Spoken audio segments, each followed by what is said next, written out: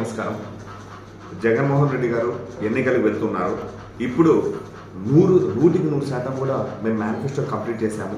ప్రతి ఒక్కరికి కూడా మా ప్రభుత్వంలో మంచి జరిగిందని చెప్తున్నారు. కానీ ఈయన గారి ప్రభుత్వంలో మొదటగా మోసపోయిన వ్యక్తులు ఎవరైనా ఉన్నారు అంటే అది కేవలం అన్ఎంప్లాయీస్ మాత్రమే. ఈ అన్ఎంప్లాయీస్ మొదటి వరుసలో ఉన్నారు. ప్రతి సంవత్సరం జాబ్ క్యాలెండర్ అని చెప్పావు.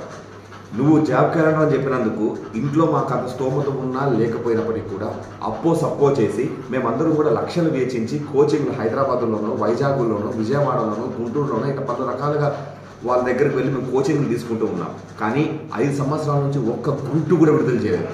కేవలం ఏబిపిఎస్ మెంబర్స్ అయిన కొంతమంది వాళ్ళు ట్విట్టర్లో మాత్రం అదిగో నోటిఫికేషన్ ఇదిగో నోటిఫికేషన్ అని 4 ఏళ్ళు 3 ఏళ్ళు నిరుద్యోగ రక్తాలు తాగి చివరిగా ఎన్నికలకు పోయే సమయంలో నోటిఫికేషన్ అనేది విడుదల చేశారు. ఇకపోతే గ్రూప్ 1, ఈ గ్రూప్ 1కి వచ్చేసేసరికి సిలబస్ మేము చేంజ్ చేస్తాము.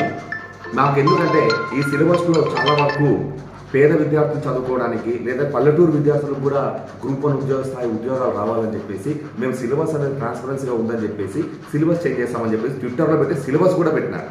ఆ దాని ప్రకారంగా కూడా అందరూ చాలామంది నిరుద్యోగులు సిలబస్ మారిందని చెప్పి కోచింగ్ సెంటర్స్కి మళ్ళీ అప్పులు చేసో కోచింగ్స్ జాయిన్ అయిపోయినారు.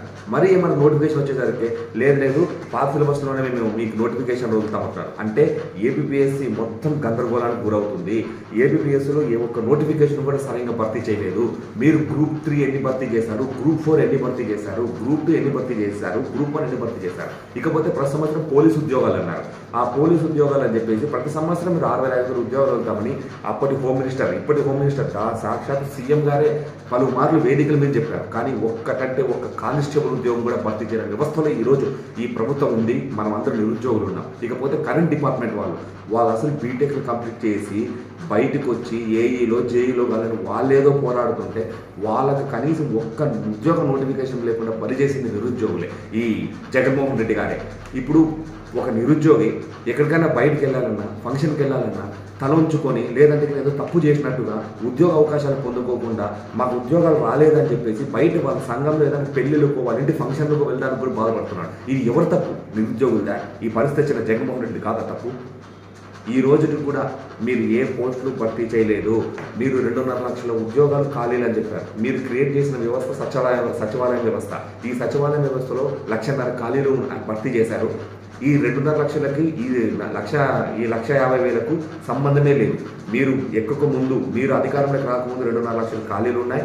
అవి భర్తీ చేయలేదు. కేవలం 2,000 పైచలకు మాత్రమే ఈ పోస్టులో భర్తీ అయినాయి. మీరు క్రియేట్ చేసిన వ్యవస్థలో 1,50,000 ఉద్యోగాలు చెప్పి దీంట్లో ఆపాదించి దీన్ని కంప్లైంట్ చేసి మేము ఇన్ని ఉద్యోగాలు భర్తీ చేస్తామంటారు. ఇది తప్పు. నిరుద్యోగులందరూ చూస్తూనే ఉంటారు.